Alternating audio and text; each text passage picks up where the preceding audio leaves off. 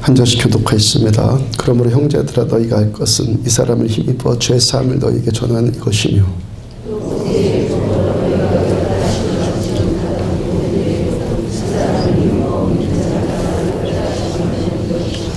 그런즉 너희는 선지자들을 통하여 말씀하신 것이 너희에게 미칠까 삼가라.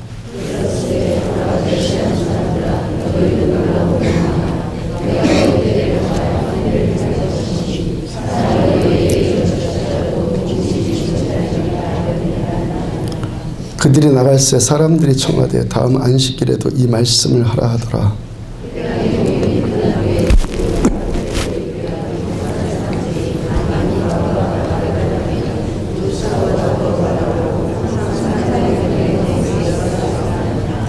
아멘. 있어야 할 자리라는 제목으로 사도행전 163번째 말씀 전해드리도록 합니다.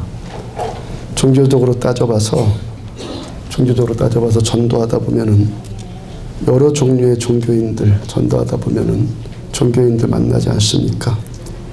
그 강릉에서 가장 많은 종교인이 불교 신자이고 또 그만큼 많은 것이 또 무속신앙이더라고요. 그 다음에 유교 신자들도 있고 또 유교, 불교, 무속신앙 세 가지가 또 다 짬뽕된 사이비 같은 것들도 있고 하여튼 이들 중에서 우리가 전도하려면 전도하기 가장 어려운 대상이 누구겠습니까?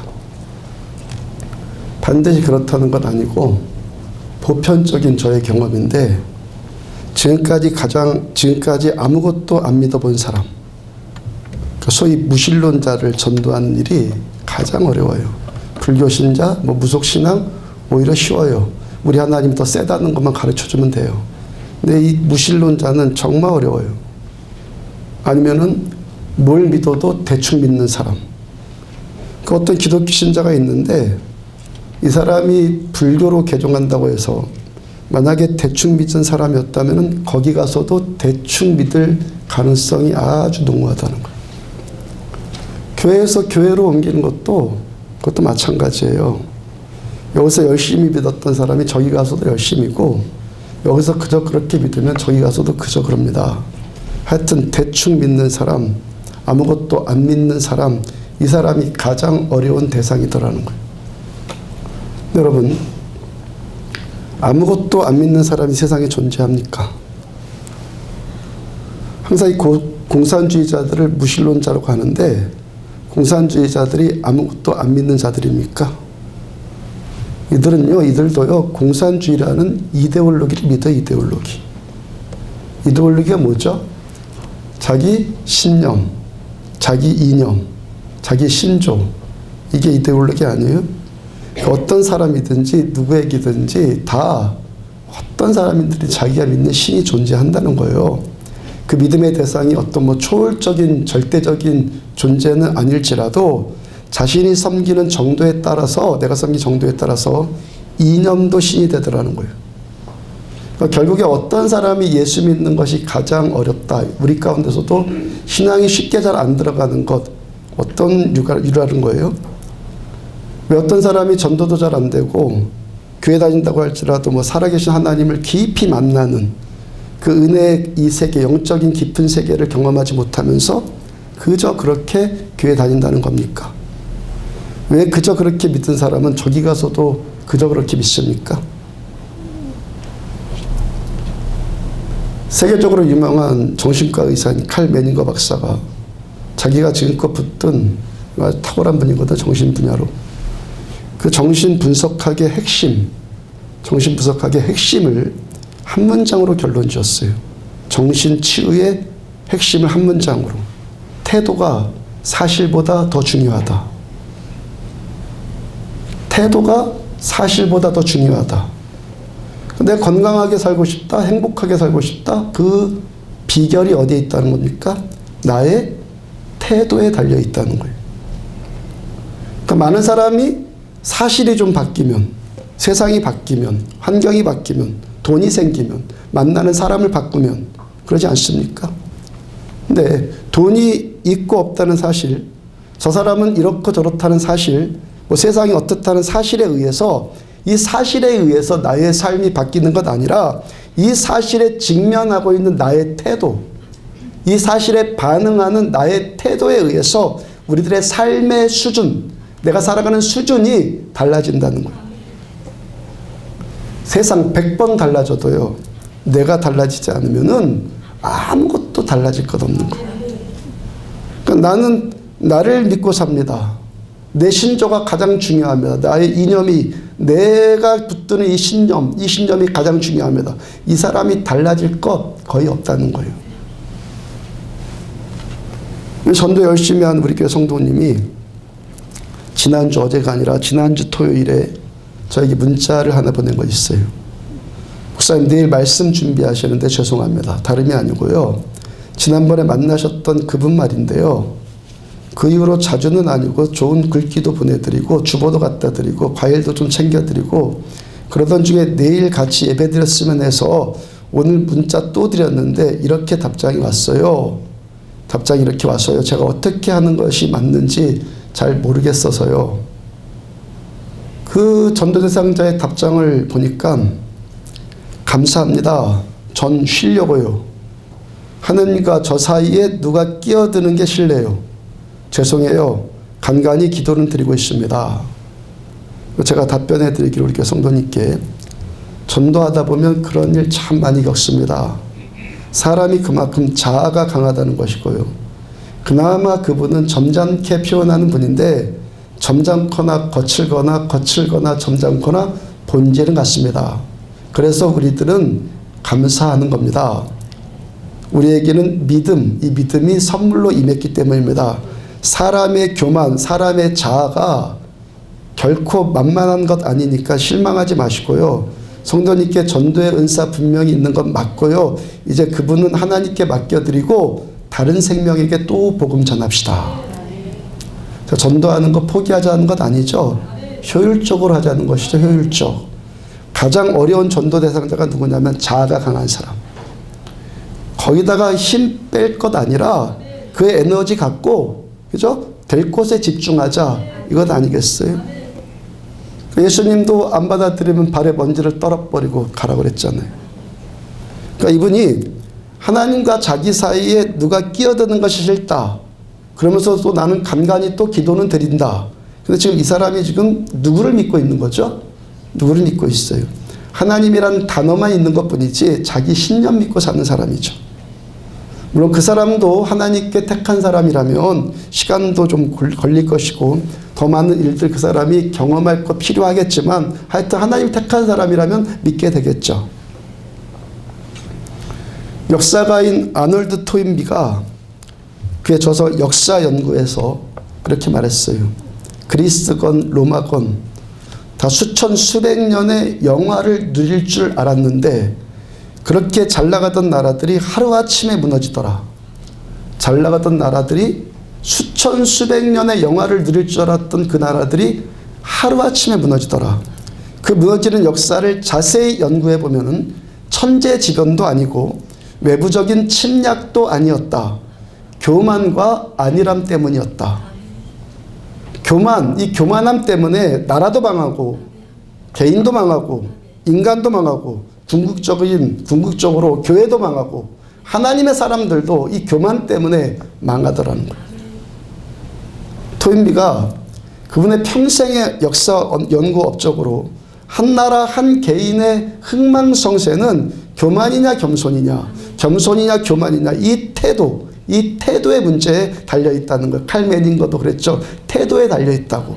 이 태도에 달려있다는 거예요. 사도행전 13장 16절부터 그렇게 시작된 사도 바울의 이 설교 원고, 사도 바울의 설교 원고라고 그랬죠. 최초의 바울이 쓴 원고. 이 원고를 갖고 오늘까지 10편의 설교 말씀을 여러분들한테 전하고 있는데 오늘 본문이 바울 사도의 그 설교의 결론이에요.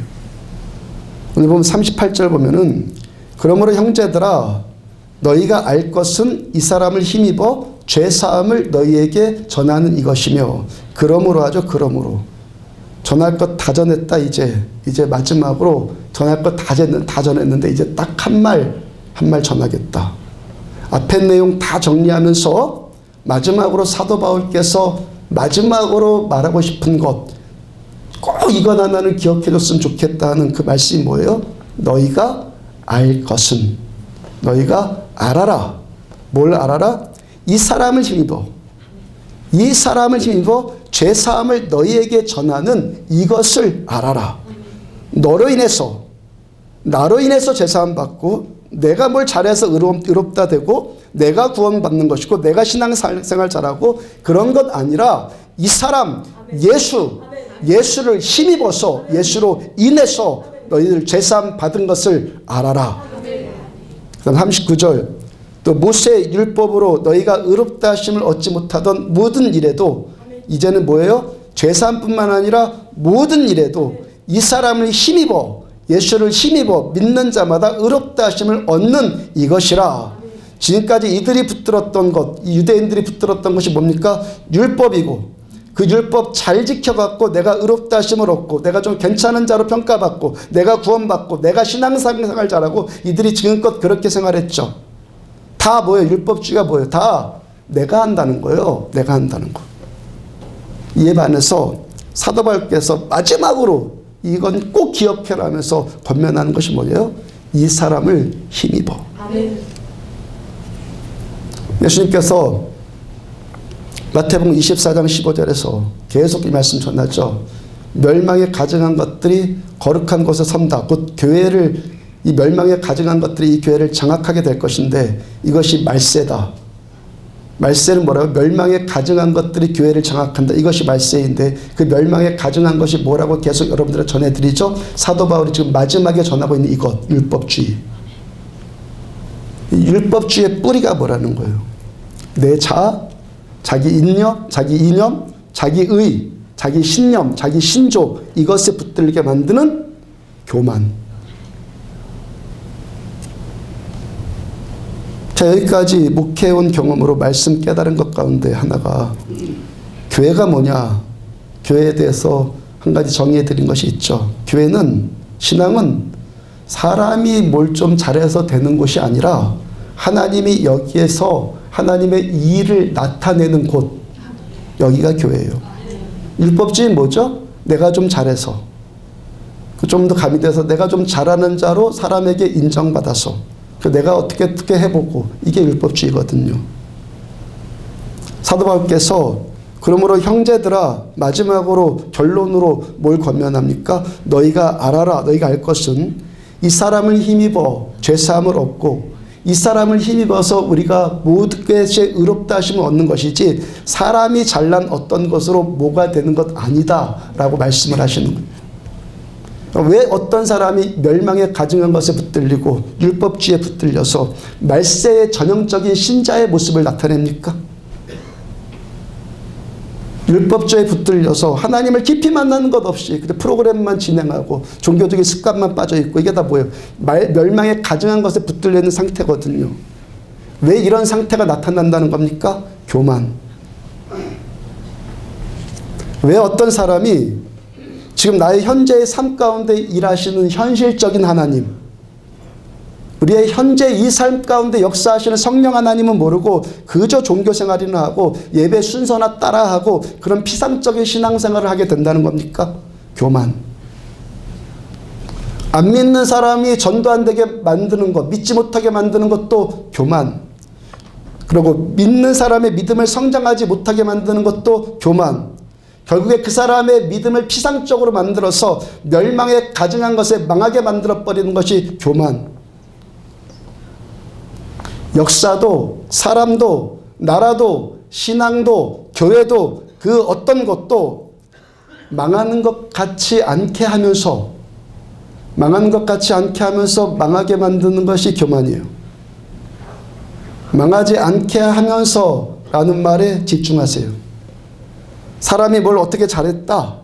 야, 저 사람 참 괜찮은 사람이다. 잘한다. 얼마나 보기 좋습니까, 그거?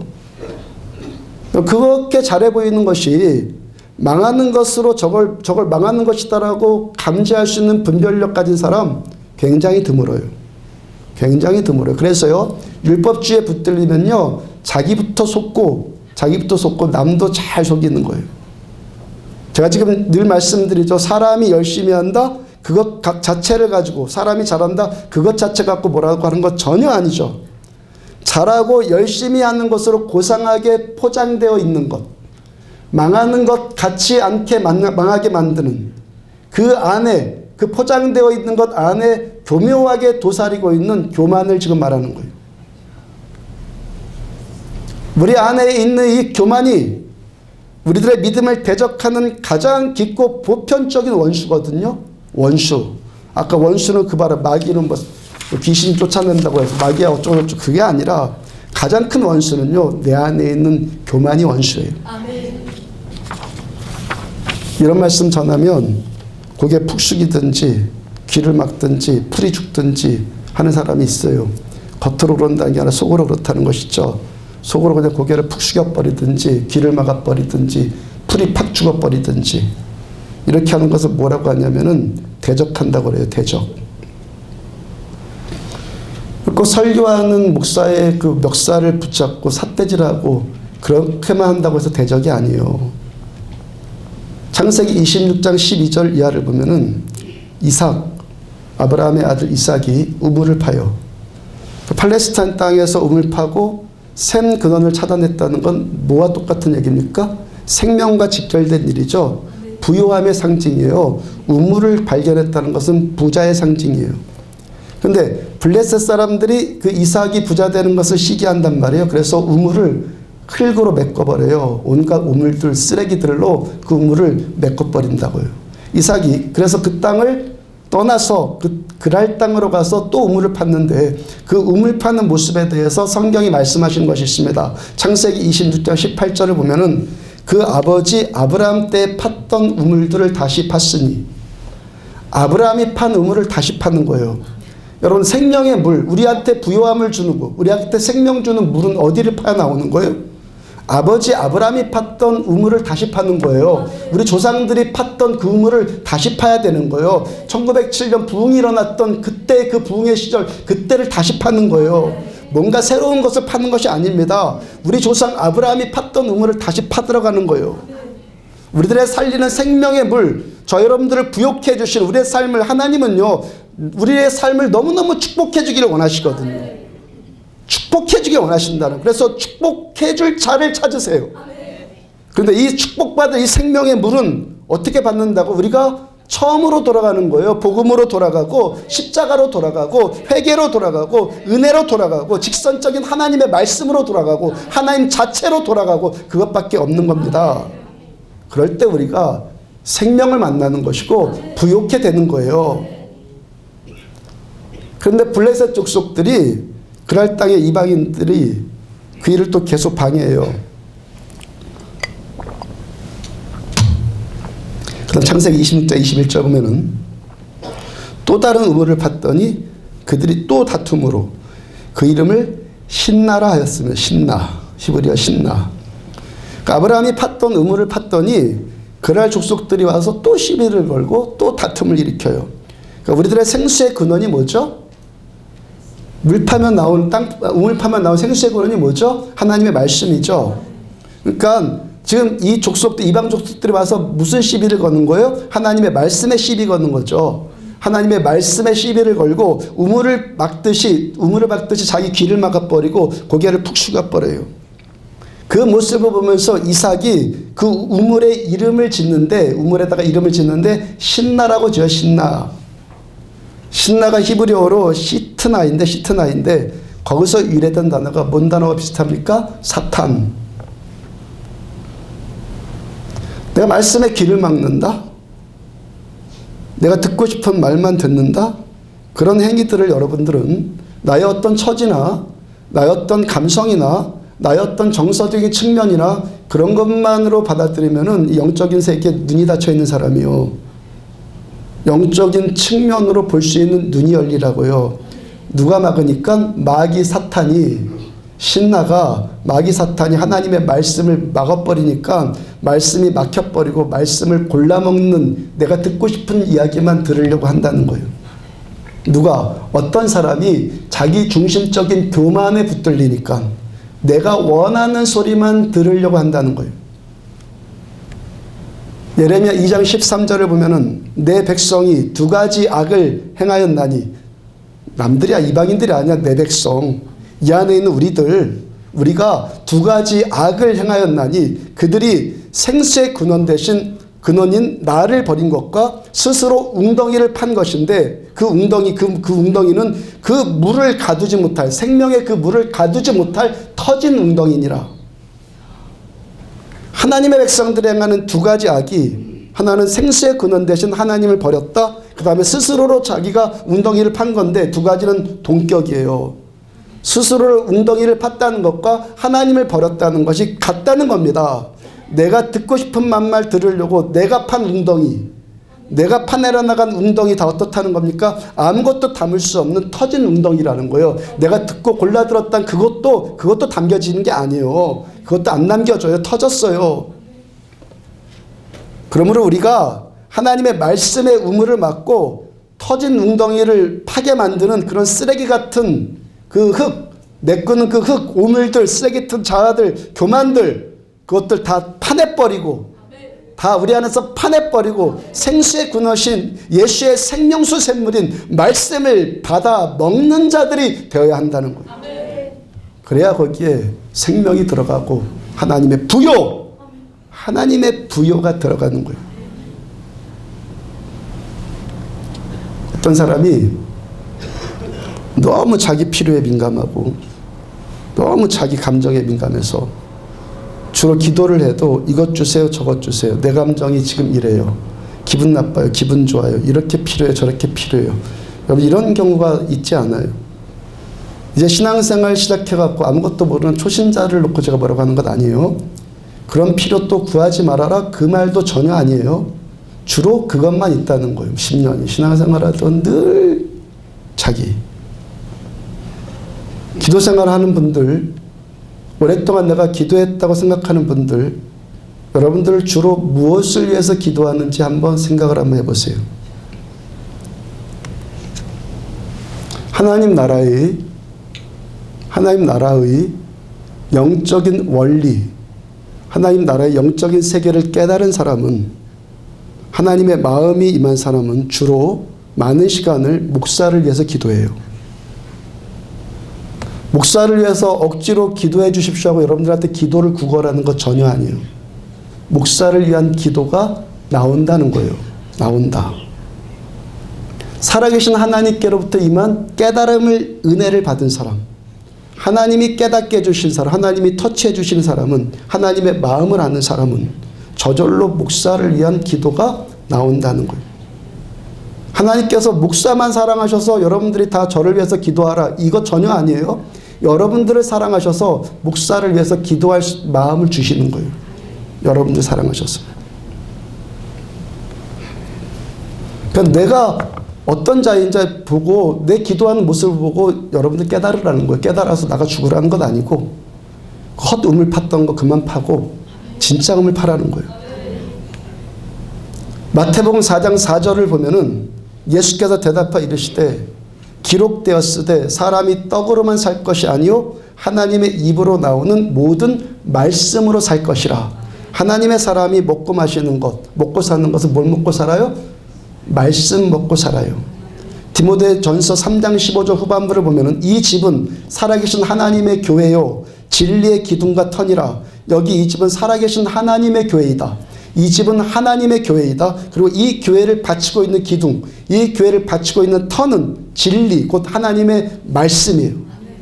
왜 어떤 사람이 하나님의 나라의 영적인 원리를, 정말 이 영적인 사람이 되면, 제가 지난 새벽에 말씀드렸죠. 교회 안에는 영적인 그리스도인이 있고 육적인 그리스도인이 있다. 그죠? 내가 육적인 그리스도인에서 벗어나서 영적인 그리스도인이 정말 알면 왜 주로 목사를 위해서 기도하게 되는 줄 아십니까? 신앙의 기초가 하나님의 말씀이니까. 기초가 말씀이니까. 하나님이 우리를 축복해 주시는 축복은 말씀을 통해서 주어지니까. 이 원리요, 이게요. 축복은요, 말씀을 통해서 주어지는 거예요. 히브리서 11장 1절을 보면은 믿음은 바라는 것들의 실상이요 보지 못하는 것들의 증거니, 내가 지금 바라는 것들, 내가 얻기를 소망하는 것들 다 무엇으로 얻는다고요? 믿음으로. 그 다음 3절 믿음으로. 믿음으로 모든 세계가 하나님의 말씀으로 지어진 줄을 우리가 아나니. 이 믿음으로 얻는데 이 믿음의 기초가 뭐라는 겁니까? 하나님의 말씀. 곧 말씀을 믿는 것. 내가 소망하는 것을 믿는 것이 믿음이 아니라 하나님의 말씀을 믿는 것이 믿음이고, 지금 떨어지고 있는 이 말씀을 그대로 믿고 이 말씀대로 바라고 소망하는 사람이 이 소망하는 바를 하나님께로부터 얻게 되어진다는 거예요. 이게 하나님 나라 영적 원리예요.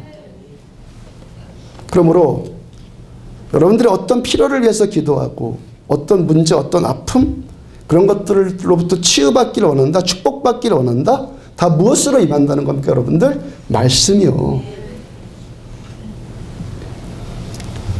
종종 말씀드리지만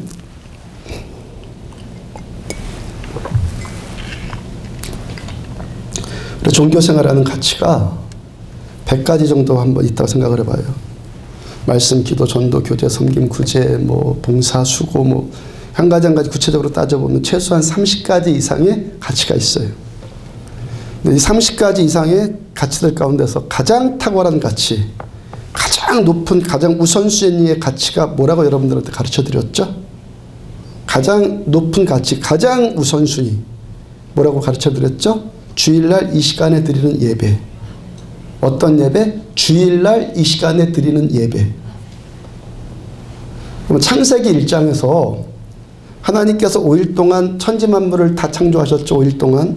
마지막 그 다음 6일째 누구를 창조하셨죠? 6일째 사람을 창조하셨어요. 그리고 마지막 7일째 7일 동안 창조를 하셨는데 5일 동안 천지 만물 다 지으시고 6일날 사람을 지으셨고 마지막 7일째 뭘 만드셨죠? 뭘 지으셨죠? 안식일. 이 시간, 이 주일. 하나님이 사람을 창조하셨어요. 그러면 사람이 창조하시고 7일째 안식일을 만드셨는데, 그러면 사람이 태어나서 가장 먼저 가장 먼저 접하게 된 날이 어떤 날이죠? 가장 먼저 경험하게 된 것이 뭐죠? 안식일이요. 그러니까 사람에게, 우리 인생에게 가장 먼저 되는 날이 뭐예요? 이날이에요, 이날 중에서 하나님을 예배하는 이 자리가 하나님께서 정하신 가장 우선순위, 누가 정하신? 하나님의 영적 원리예요. 하나님이 정하신 가장 우선순위 자리예요.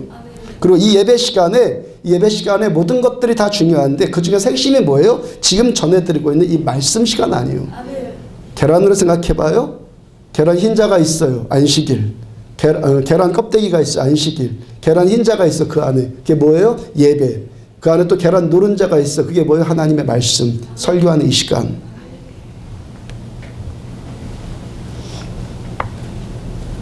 저는 여러분들의 교만한 자아가 부서지고 정말 하나님의 은혜를 받고 축복받는 자들이 되게 하기 위해서 이 말씀 전하는 거예요.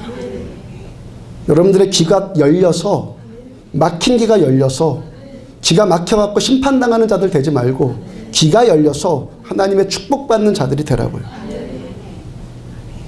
여러분들의 매일의 삶 가운데서 아까 어떤 전도 대상자 말대로 간간히 기도하고, 아니면 또 누구는 수시로 기도하고, 매일 새벽에도 기도하고, 말씀 읽고, 큐티하고, 뭐하고, 다 좋아요.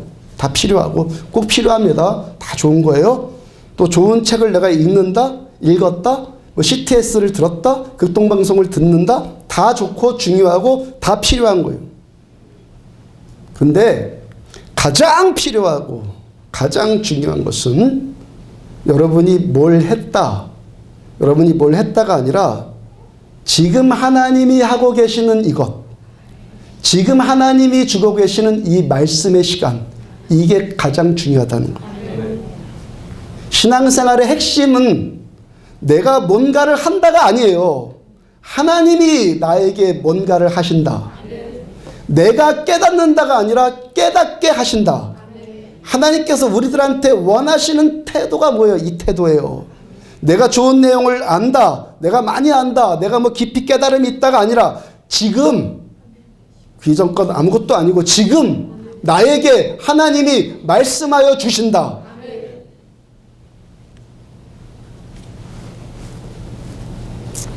구약성경 사무엘상에서 자기가 뭔가를 열심히 하고 자기가 잘해보고 자기가 인정받고 그런 사울왕, 그러고 싶은 사울왕에게 사무엘을 통해서 농축되어진 진리의 말씀이 있죠. 사무엘상 15장 22절 사무엘이 이르되 여호와께서 번제와 다른 제사를 그의 목소리를 청종하는 것을 좋아하심 같이 좋아하겠나이까. 순종이 제사보다 낫고 듣는 것이 수양의 기름보다 나으니. 사울이 왕이에요. 왕이라고요. 얼마나 멋지겠어요. 얼마나 품위 있고 고상해 보이겠습니까? 얼마나 위험 있는 자태를 가졌겠어요. 사울 왕인데 거기다가 그 자태 가진 사람이 야 짐승 가운데서 좋은 것 골라서 하나님께 바치자. 야 진짜 탁월하다. 저 사람 진짜 최고다. 그러지 않겠어요? 하나님 뭘 말씀하셨죠? 듣는 것이 취향의 기름보다 나으니. 내가 좋은 것 골라서 내가 드리고 내가 잘해보자. 그리고 거기에 만족하고 슬쩍 백성들의 그런 인기를 살짝 얻고 인정받고 그거 뭐예요? 대적이에요. 그 망하잖아요. 하나님께서 내가 공부했다? 내가 신앙생활 오래 했다? 내가 안다? 내가 하겠다? 이런 것 아니라 겸손히 하나님의 말씀을 듣겠습니다. 지금까지 내가 배워서 안다는 것, 책 몇 자 읽어갖고 안다는 것, 그런 것 아무것도 내세울 것 없고 아무것도 지금 이 순간 그런 것 아무것도 중요하지 않다는 것. 사도 바울의 고백이 뭐예요? 그런 것들을 다 배설물이고 내가 지금까지 여기까지 오면서 잡았던 모든 것들 다 나는 아무것도 이룬 것이 없다. 단지 지금 이 시간, 지금 여기서 이 시간에 나에게 하시는 주님의 그 말씀 나는 이 시간 듣겠나이다. 하나님이 축복해 주시는 태도예요. 여러분들 하나님 살아계신 걸 믿습니까? 죽은 하나님이 우연이 되겠는데 살아계신 하나님 뜻이 있지 않겠습니까? 하나님이 왜 목사를 세우신다고 생각을 하십니까? 하나님 뜻을 이루시는 살아계신 하나님이고 살아계신 하나님이 목사를 택하는데 죽은 하나님은 그냥 아무렇게나 되겠죠. 살아계신 하나님이 목사를 택하시는데 하나님이 하셨다면 살아계신 분이니까 이유가 있어서 하실 것 아니에요? 왜 목사를 세우죠? 목사는요 말씀 맡은 자예요. 목사는요 말씀 맡은 자예요. 특별히 말씀 맡은 것 가운데서 가장 중요한 말씀의 이 사명은 말씀의 가장 중요한 이 말씀의 사명 제가 일주일에 11번 정도 말씀 전하는데 아니 한 15번 전하는데 가장 중요한 말씀의 사명은 하나님께 사람들에게 가장 첫 번째 만나게 하신 사람 창조하시고 첫 번째 만나게 하신 날이 어떤 날이라고요? 안식일, 이 주일. 이 시간을 위해서 이 안식일 날에 이 시간에 하나님 말씀 전하는 것이 저는 말씀 전하는 것 가운데 가장 중요한 시간이 저에게 이 시간이에요. 그러니까 목사는 이 시간을 위해서 지난 일주일을 사는 사람이에요. 이 시간을 위해서 저는 사는 사람이고 일주일을 사는 사람이에요. 여러분들은 지금 이 시간으로 일해서 앞으로 일주일을 사는 거예요. 깨달아지죠? 목사는 이 시간 전할 말씀 받기 위해서 이 시간 전날 말씀 받기 위해서 일주일 사는 사람이고 여러분들은 목사를 통해서 전해진 이 말씀을 듣고 이 말씀을 붙들려서 이제 일주일을 살아가는 사람들이에요. 이 말씀. 저에게 있어서 모든 날이 다 중요한데 가장 중요한 날은 이날 지금 여기. 이날에 저에게 맡겨진 가장 중요한 사명 하나님이 저한테 너 해라 하신 그 사명은 하나님의 말씀을 하나님의 말씀되게 여러분들한테 전하는 거예요. 더 궁극적으로 저와 여러분들이 내가 뭔가를 잘하는 자로 사는 것이 아니라 내가 뭔가를 잘하는 자로 사는 것이 아니라 나 안에 뭐를 갖추고 그런 걸로 사는 것이 아니라 주께서 나에게 뭔가를 하시는 자로 주님이 나한테 무언가를 하시는 자로 살기를 원하시는 하나님의 뜻이 지금 이 설교 시간에 농축되어 있는 거예요. 하나님께서는 내가 뭔가를 한다는 자기 중심적인 자를 원하시는 건 아니라 지금도 하나님께로부터 임하고 있는 하나님께로부터 부어지고 있는 하나님의 말씀을 나는 수용하고 있습니다. 말씀을 듣습니다 하는 하나님 중심적인 자를 지금도 원하시는 거예요. 그 자를 찾으셔서 그 자를 마음껏 축복하고 싶은 거예요. 지금 내 기분이 언짢다 뭐한다? 그런 거 다 필요 없어요. 이런 거 중요한 것이 아니라 하나님이 지금 나를 덮으셨다. 내 기분 나빠서 올 수도 있고 좋아서 여기 올 수도 있는데 그 기분이 중요한 게 아니라 하나님이 지금 나를 덮으셨는가 안 덮으셨는가 이것만 중요한 거예요. 그래서 하나님께서 주의 날 예배드리는 이 시간, 그리고 말씀 전하는 이 시간을 우리 인간이 할 수 있는 가장 가치 있는 시간으로 하나님이 정해 놓으신 거예요. 나의 어떤 행위 하지 말고 하나님의 어떤 행위를 받아들여라. 이 시간. 마가복음 2장 27절 보면은 또 이르시되 안식일이 사람을 위하여 있는 것이요 사람이 안식일을 위하여 있는 것 아니니. 사람이 안식일을 위하여 있는 것 아니다. 사람인 내가 안식일을 위해서 뭔가 하는 것 아니라는 거예요. 사람인 내가 안식일을 위해서 뭔가 하는 것 아니라는 거예요. 내가 안식일을 위해서 내가 계명 지키고 내가 율법 지키고 내가 종교생활 잘하고 내가 열심히 하고 내가 뭐하고, 안식일은 그런 날이 아니라는 거예요. 안식일이 사람을 위하여 있는 것이요 안식일이 여러분들을 위해서 있다는 겁니다. 이 날은 우리를 위해서 있는 날이요. 우리를 위해서. 누가? 하나님께서 우리들을 위해서 말씀 주시고 우리에게 은혜 주시고 우리에게 생명 주시고 우리에게 치유 주시고 우리에게 회복시키고 우리를 축복해 주시는 날. 그래서 하나님께서 우리들을 하나님이 마음껏 축복하시도록 하나님의 말씀에 우리 자신을 다 내어드리는 날이 이 날이요. 안식일이요. 우리 토요일 날 이 부분까지 설교 원고 작성한 시간이 저녁 7시 10분경인데 제가 어떤 마음으로 지금 이 설교를 그때 그 시간에 작성하면서 했는지 아십니까? 하나님, 종이 듣겠나이다. 계속 말씀해 주세요. 계속 저한테 말씀해 주세요. 하나님, 지금 저녁 먹어야 될 시간인데 이 부분에 있어서 저에게 더 하실 말씀 있나요? 이제 잠깐 쉬고 저녁 먹고 와서 또 주님 말씀 들어도 될까요? 그리고 나서 오병 이어가서 저녁 먹는데 윤지사님 친구들 많이 오셔서 개업 축하 겸 식사들을 하시는데 그분들이 큰 소리로 말하는 내용 거의 안 들려 저한테. 저 좁은 공간에서 8분 10분 앉아서 막 큰 소리로 막 얘기하는데 저 혼자 여기서 뭐 밥 먹고 아무 소리 안 들려. 왜? 제가 이미 말씀에 취해 있으니까. 밥 먹으면서도 계속 제 속에서 주님의 말씀과 저는 교제하고 있는 거예요.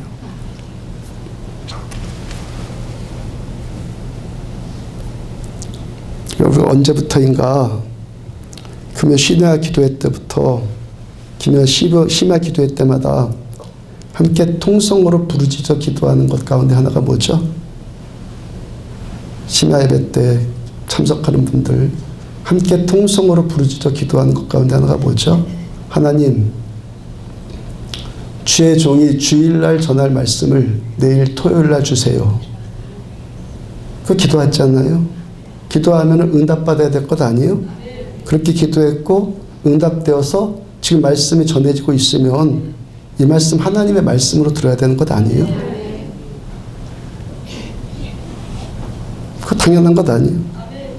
그 사람이 하나님께서 마음껏 축복해 주시는 자가 되는 거예요. 이 원리를 깨달은 사람이 목사를 위해서 기도하는 거예요. 그러면 이 시간 말씀 맡은 저를 위해 주로 기도하지는 못할지라도 지금 전해지는 이 말씀이라도 온 마음과 정성 다해서 듣고 그것이 듣는 것이 저를 돕고 하나님 나라를 세우고 궁극적으로 여러분들이 축복받는 지혜란 말이에요. 하나님 살아계세요. 다 보고 계시고요. 다 듣고 계세요. 이 문제가 지금 어떤 문제라는 겁니까? 교만과 겸손의 문제이고 자아와 타의 문제라는 거예요. 늘상 말씀드리지만 하나님의 은혜는 하나님의 은혜 받을 자에게 정확하게 찾아가세요. 어떤 사람이 아무리 고상한 모습으로 예배드리고 있다고 해서 오늘 새로운 내용 하나 들었네? 하나 깨달았네? 이게 은혜가 아니라고 그랬죠? 하나님이 나를 만져주시는 것이 은혜예요. 이 말씀 정말 나에게 하신 말씀이야. 이 말씀대로 된다. 이제 확신이 팍 임하는 것. 이게 은혜예요. 하나님의 은혜가 그 사람을 그렇게 만나 주셔야지만 은혜 받는 거예요. 사도 바울께서 그분의 설교 결론으로 지금 이 말씀 하시는 거잖아요.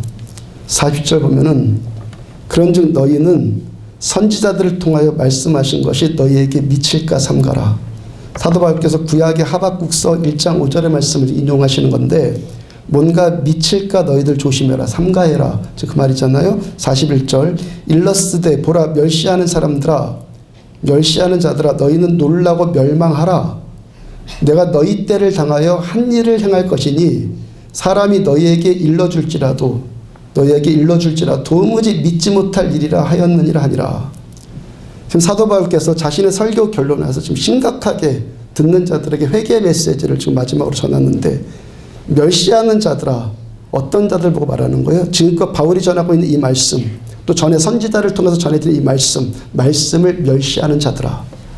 이 말씀 대충 듣든지 가려 듣든지 사람의 그냥 말로만 듣든지 그렇게 해서 말씀 멸시하고 그와 동시에 하나님을 멸시하는 자들아 너희는 뭐라고 그래요? 놀라고 멸망하라.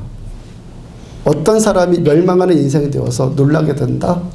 나 뭐 집에 아무 문제도 없고 뭐 몸에 이상도 없고 뭐 자녀들도 괜찮은데 망하는 건 뭐냐면은 심령이 강팍해진다는 거예요. 메말라 버린다는 거예요. 하나님이 그 사람을 안 만지신다는 거예요. 너는 니대로 살아라 이거예요. 어떤 인생이 이렇게 된다는 거예요?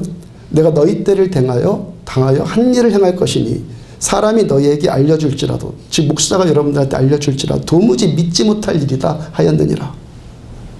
너희에게 여러분들한테 일러주어도 말씀을 전해도 도무지 믿지 못할 일이라고 하면서 듣지도 않고 행여 들어도 내가 듣고 싶은 소리만 듣고 뭘 듣지 않는다는 거예요? 신앙은 오직 예수.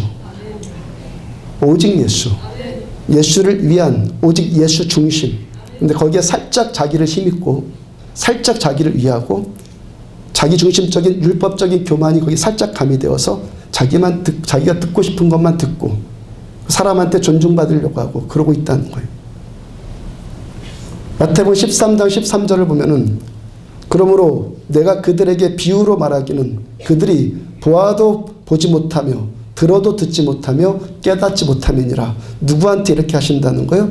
하나님의 말씀은 내가 듣고 싶다고 해서 듣는 것이 아니에요. 잘 깨달으셔야 돼요. 이 시간 제가 말씀 전하는데 이 말씀이 하나님의 말씀으로 들려지는 것은 내가 듣고 싶다고 해서 들려지는 것이 아니에요. 진짜 하나님의 은혜는 내가 듣는 것이 아니라 들려지는 거예요. 들어도 깨닫지 못하고 듣고 싶은 말만 골라 듣고 귀를 막아버리고 풀이 죽어버리고 고개 숙여버리고 다 지금 뭐라는 거예요? 그것도요 내가 하는 것이 아니에요. 아까 말씀드렸죠? 신나 우리가 생명의 근원 되신 생명의 말씀에 접목되지 못하게 만드는 이 교만 이 자아의 흙쓰레기들 교만과 자아의 이 흙쓰레기들을 내가 버리지 않으니까 시트나 곧 사탄에게 붙들려서 안 들리는 거예요. 내가 안 듣는 게 아니에요. 안 들리는 거예요. 다시 한번요. 내가 듣고 싶은 게 아니라 들려지는 거예요. 내가 귀 막는 것이 아니라 귀 막혀지는 거예요. 그래서 사도 바울의 설교 결론이 뭐예요? 그러므로 알아라. 신앙의 뿌리는 너에게 있는 것 아니다. 오직 하나님께만 있고 오직 예수에 의해서 예수로 인해서 예수만을 위해서 오직 예수만을 위해서 그리고 하나님이 다 하셨습니다. 예수님이 전부입니다. 지금까지 말한 제가 말씀 전해 들은 이 말씀을 한 단어로 축약하면 뭐죠? 은혜. 43절을 보면은 43절 우리 같이 함께 있습니다. 시작. 해당의 모임이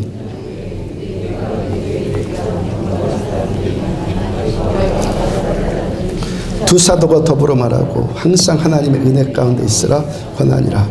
마지막에 항상 하나님의 은혜 가운데 있어라. 어떻게 하면? 지금까지 들은 말씀대로 하면 처음도 과정도 결론도 마지막 끝도 시작도 나중도 모든 것 다 하나님의 은혜.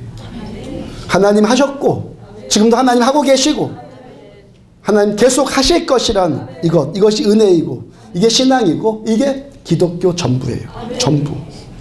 전능하신 하나님이 일하시는 내가 뭔가를 좀 잘해서 내가 돋보이고 그런 건 아니라 내가 고상한 것으로 포장되고 내가 좀 안다 그런 것이 아니라 지금 나에게 하나님이 일하시는 이 축복, 전능자의 축복을 마음껏 누리는 것, 이게 신앙생활.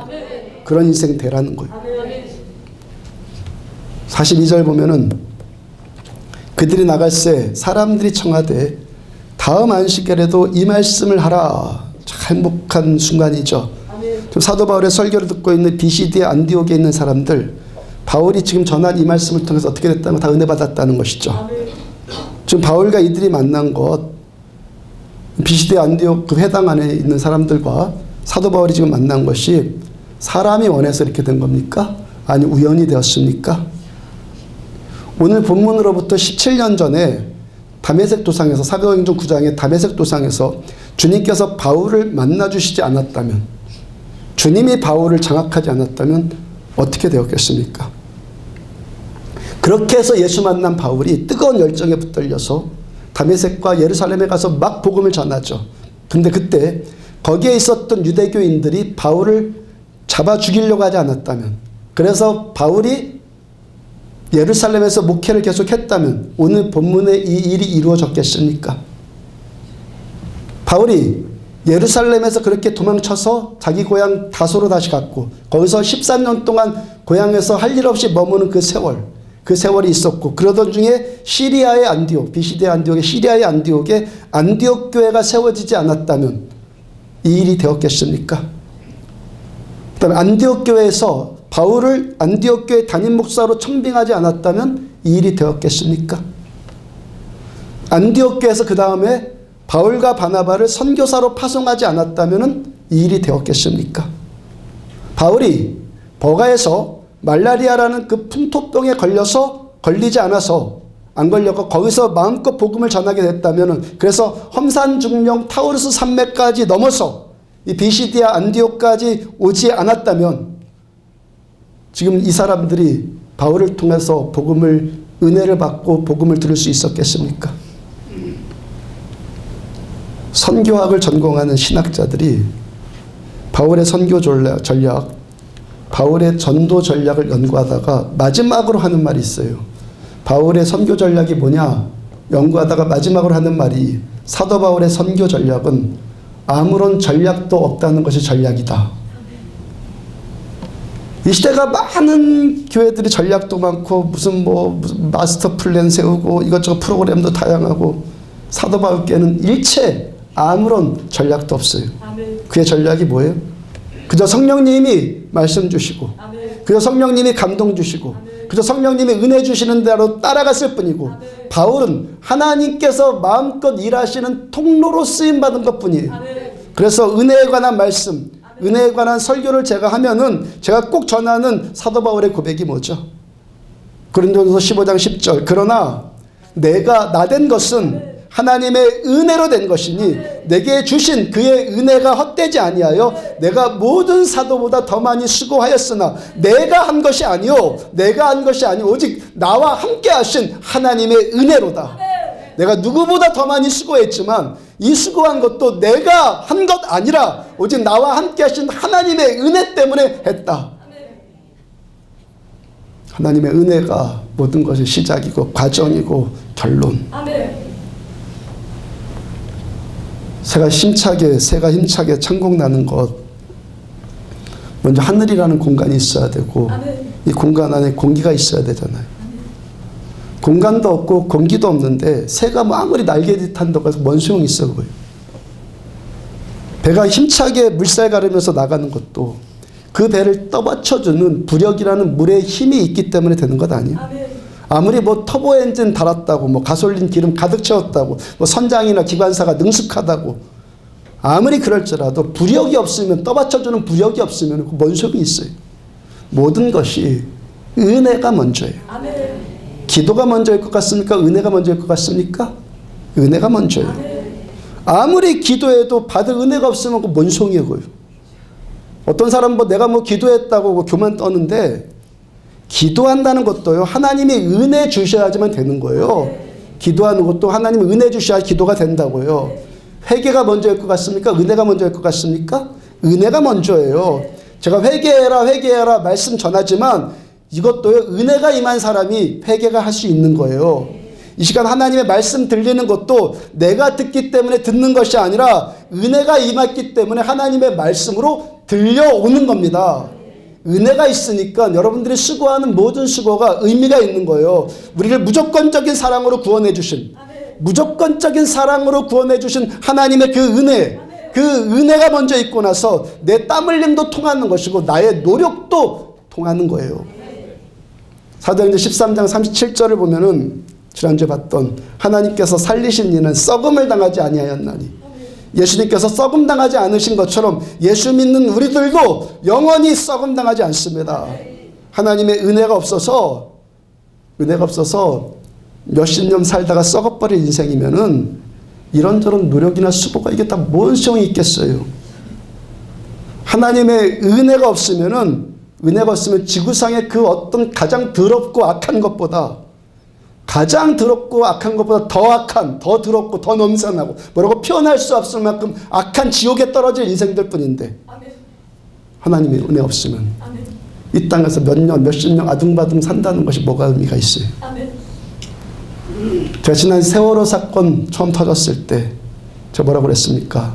그 사건도 금방 잊혀질 거니까 우리 그렇게 들레고 흥분하고 우리는 그러지 말자 그랬잖아요. 여러분들 감정 안에 그때 그 감정 아직도 있습니까? 그때 그 감정 아직도 있냐고요. 우리들의 인생 다 그래요. 제가 아기였을 때요, 아폴로 11호가 뭐 달에 갔다고 해서 온 세상이 난리가 났다고 감격이었다고 그랬는데 지금도 감격입니까? 우리나라가 1997년 12월에 IMF 외환위기 당하면서 많이 어렵고 고통스러웠잖아요. 그 어려웠던 것도요 다 지나갔잖아요. 고통, 기억이. 2002년 8월에 태풍 루사가 처음 왔는데요. 제가 2002년 8월에 강릉에 처음 왔는데 한 달 있다가 루사가 왔어요. 얼마나 2주 동안 고통스러웠습니까? 그것도 다 지나갔어요. 처음 칼라TV 나왔을 때 얼마나 신기했습니까? 냉장고 처음 들어왔을 때 얼마나 좋았습니까?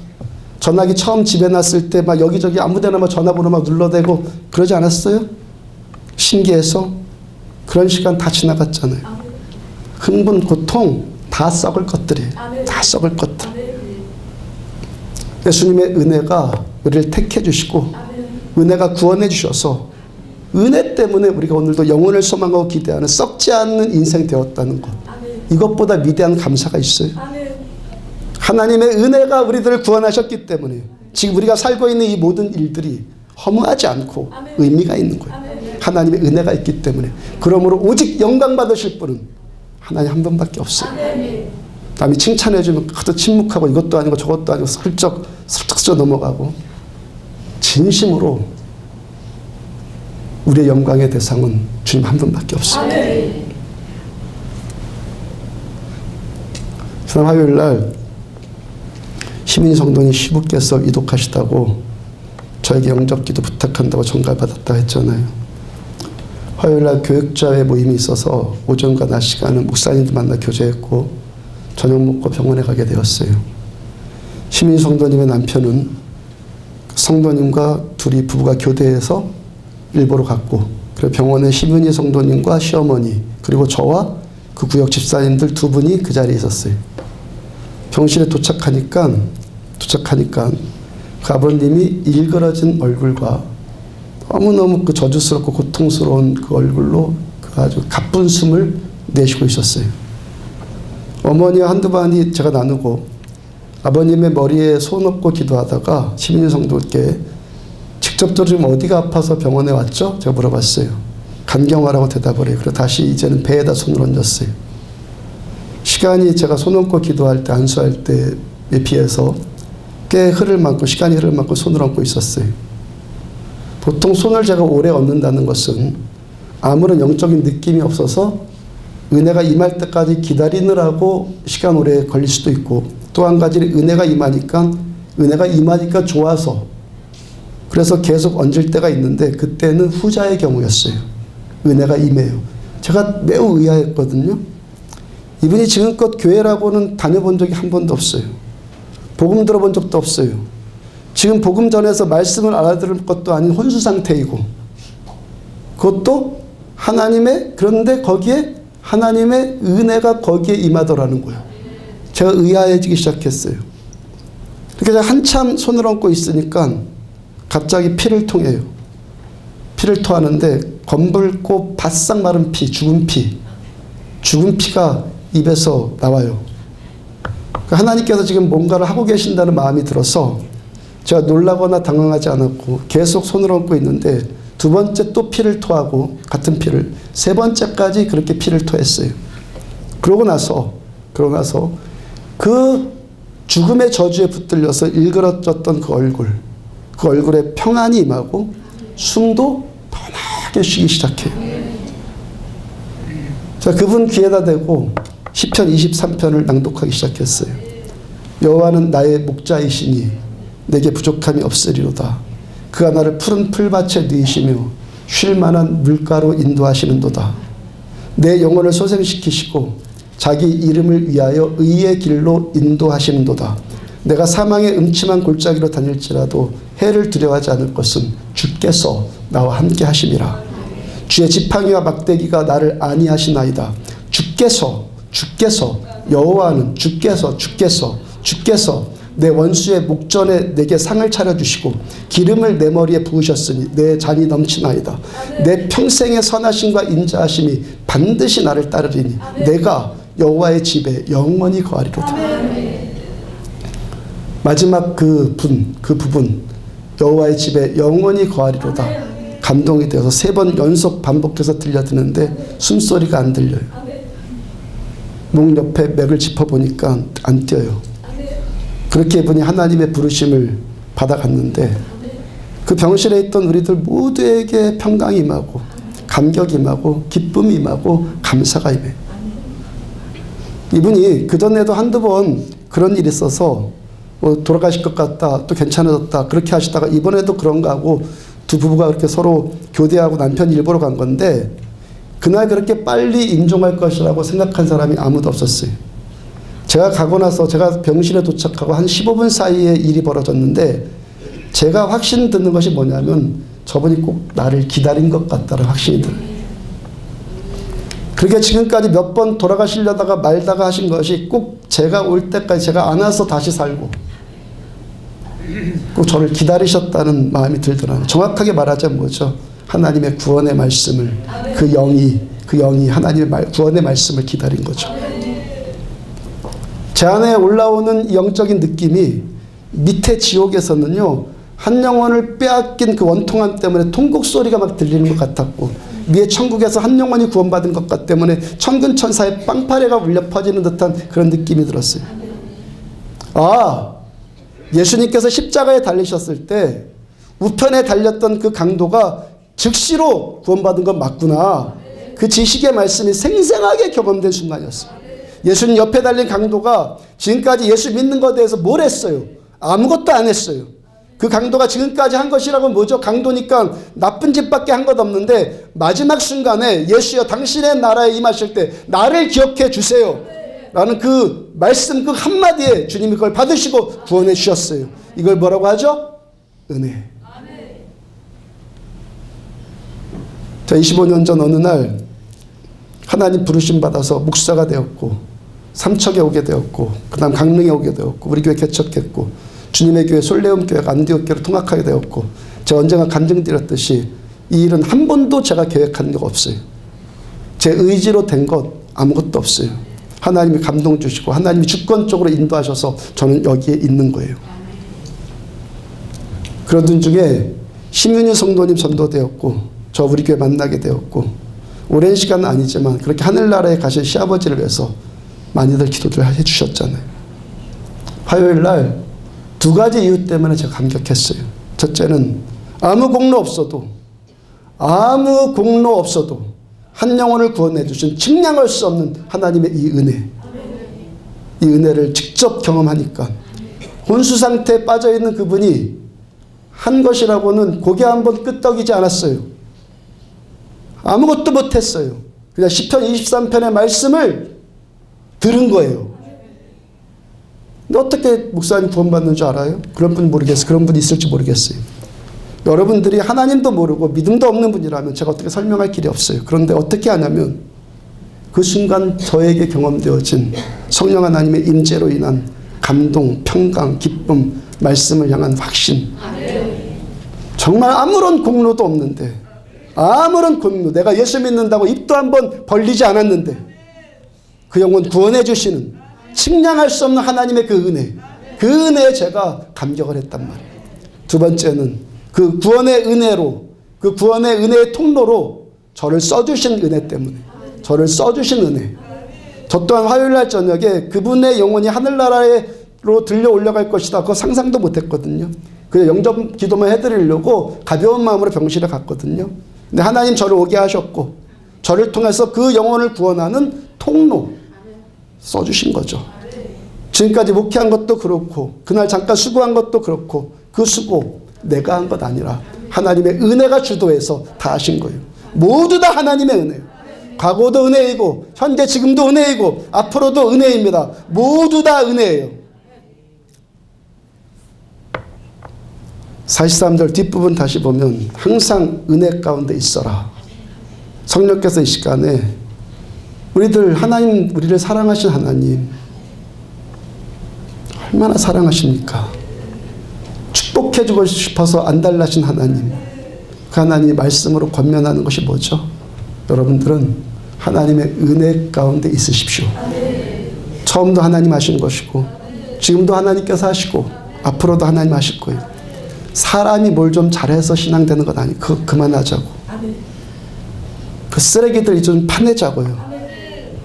하나님께서 하나님의 일을 나타내시는 것이 신앙이에요. 우리가 더욱 하나님의 은혜 가운데, 이러한 은혜 가운데 거하는 삶은 뭐라고요? 오직 겸손, 더욱 겸손, 점점 겸손, 진짜 겸손. 겸손 떠는 겸손 아니라 진심으로 하나님만 높임받고 나는 아무것도 아니어도 괜찮아요, 그런 거 다 배설물로 취급받아도 괜찮아요 할 수 있는 진짜 겸손. 이 말하면 모두 다 아멘 하잖아요. 근데 막상 그 문제의 장본인이 자기가 되면 모두 다 섭섭병에 빠져버리고 원망불평에 다 빠져버리고, 이건 뭐예요? 겸손 떨은 거거든요. 겸손 떤 자가 은혜 받는 것 아니라 정말 겸손한 자를 하나님 축복해 주고, 그리고 겸손도 은혜로 돼요. 사랑의 하나님께서 우리에게 은혜 주시는 은혜의 깊이, 은혜의 깊이와 겸손의 깊이는 비례하는 거예요. 겸손과 은혜는 정비례예요. 은혜의 극치는 겸손이에요. 겸손의 극치는 은혜예요. 겸손하면 섭섭함, 원만불평, 시기질투, 미움의 영, 대적, 시트, 아까 사탄, 그거 다 사라져요. 겸손하면 다 사라져요. 교만하니까 마귀한테 괴롭힘 당하고, 교만하니까 내 심령 황폐해지는 거고, 교만하니까 은혜 소멸되고, 교만하니까 메마르는 거예요. 환경이 어떻다 누가 다 소용없는 소리고, 내 중심이, 내 태도가 교만하니까. 어떤 사람이 하나님께 감사하고, 어떤 사람이 교회에 진정으로 감사하고, 어떤 사람이 설교하는 목사한테 정말 진심으로 감사하는 줄 아십니까? 겸손한 사람이. 겸손한 사람이 그리고 은혜 가운데 있는 거예요. 그리고 여러분들한테 눈물이 있고 고통이 있고, 그래서 지금 어려움 당할 수밖에 없는 그런 고통스러운 환경이라도 그것도요 가장 위대한 은혜인으로 여기시라고요. 그래서 사도 바울이 뭐예요? 내가 나된 것은 하나님의 은혜다. 뭔 말하는 거예요? 내가 지금껏 이만큼 겸손한 것은 하나님이 이렇게 하셔서 그렇게 됐다. 내 육체 가운데 가시가 있는데 3번 기도했지만 하나님 네 은혜가 너 족하다. 만약 그거 치유되었으면 나는 교만할 수밖에 없는 자이다. 그러므로 고통 가운데 있는 것도 하나님의 은혜.